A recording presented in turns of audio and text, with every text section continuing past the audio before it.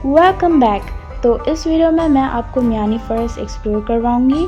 पिछली वीडियो में बस का सफ़र था, तो ये वीडियो है exploring Miani forest. So let's get started. तो सबसे पहले जब हम यहाँ पर एंटर हुए तो यहाँ के इंट्रोड्यूसर ने हमें बताया कि यहाँ पर जो है वो ब्रिटिश और टालपुर की जंग हुई थी एट 15 Feb 1843। ब्रिटिश की साइड से वॉर कंडक्ट हुई थी बाय चार्ल्स नेपियर और टालपुर की साइड से वॉर कंडक्ट हुई थी बाय नासिर खान टालपुर। फिर हमें ये ट्री दिखाया गया जो अप्रॉक्सीमेटली 350 ईयर्स ओल्ड पुराना था।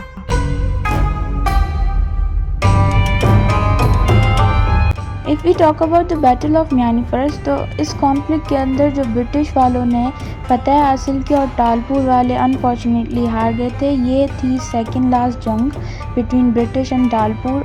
और जब ये टालपुरों के मशहूर कमांडर होश मोहम्मद शीदी को पता चला कि हम एक जंग हार चुके हैं, तो उन्होंने दूसरी जंग रखी मार्च के महीने के अंदर। और यही वो कमांडर थे जिन्होंने फेमस स्लोगन कहा था कि मरवेसू पर सिंध न डेसू। तो यहाँ पर आता है मियानी फॉरेस्ट का गेस्ट हाउस।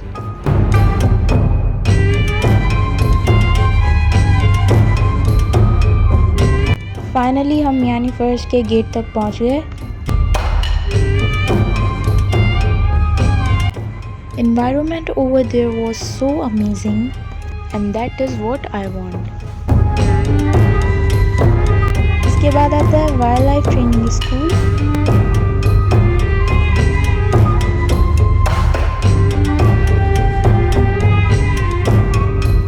राइट नाउ हम एक अपार्टमेंट के अंदर जा रहे हैं जहाँ पर हमें डिफरेंट काइंड्स ऑफ सीड्स को एक्सप्लोर करना होगा।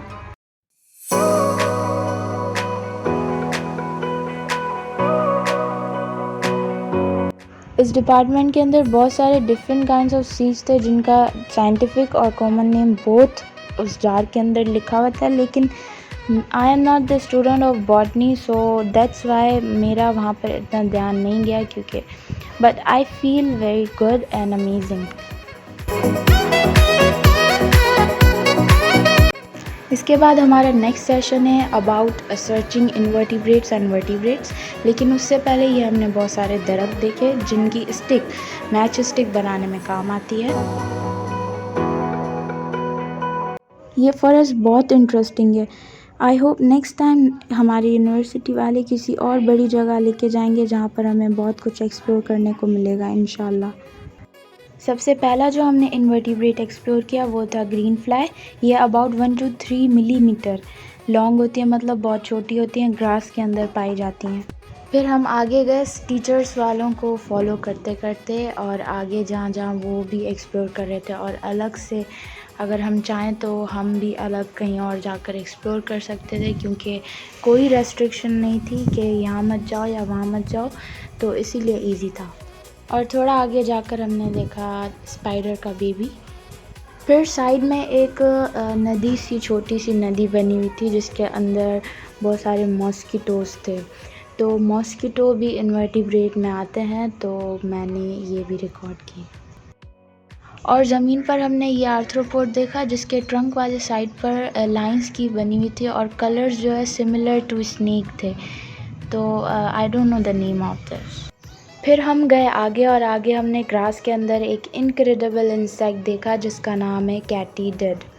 ये कैटीडिड अपने आप को ग्रास में छुपा सकता है और हमें पता भी नहीं चलेगा। और मैंने इसे चाहा कि मैं इसको हाथ पे लूँ, लेकिन मैंने नहीं लिया, जस्ट देख रही थी उसे। ये भी एक आर्थ्रोपोड है जिसका नाम मुझे नहीं पता, सॉरी फॉर दैट।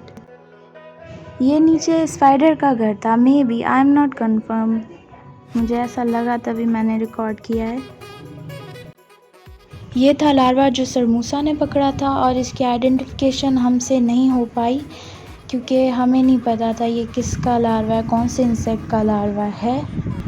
इसके बाद हम आगे गए और अब आगे हमें वर्टिब्रेट को एक्सप्लोर करना था। ईच स्टूडेंट को सर ने एक पेन और पेपर दिया था जिस पर हमें वर्टिब्रेट और इनवर्टिब्रेट को कैटेगराइज करके सब कुछ लिखना था, उनके नेम, जो भी क्लास या जीनस जो भी आपको याद हो।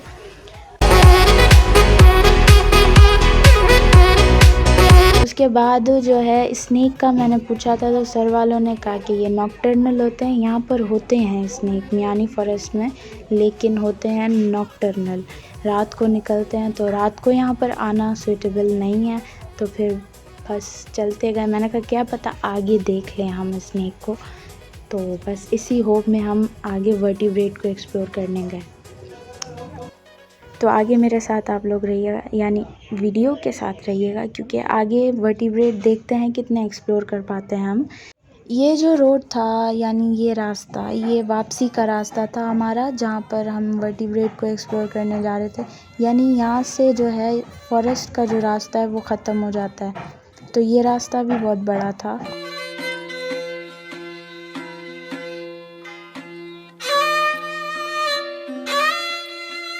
वाह वाह। सबसे पहला वर्टिब्रेट काऊ।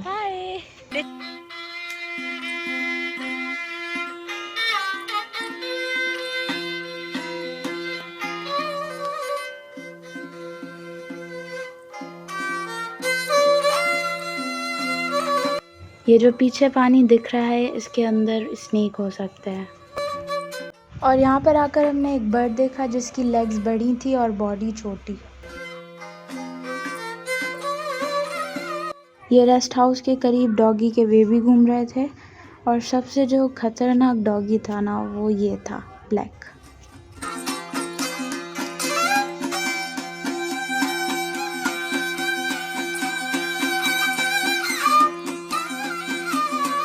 तो मेरे चैनल को लाइक, सब्सक्राइब और शेयर करते रहिएगा, क्योंकि आगे भी मैं बहुत सारे व्लॉग्स लगाऊंगी जो बहुत इंटरेस्टिंग होने वाले हैं।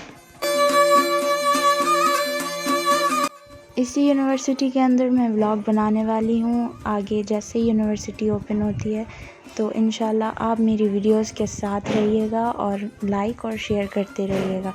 Thanks for watching, bye bye.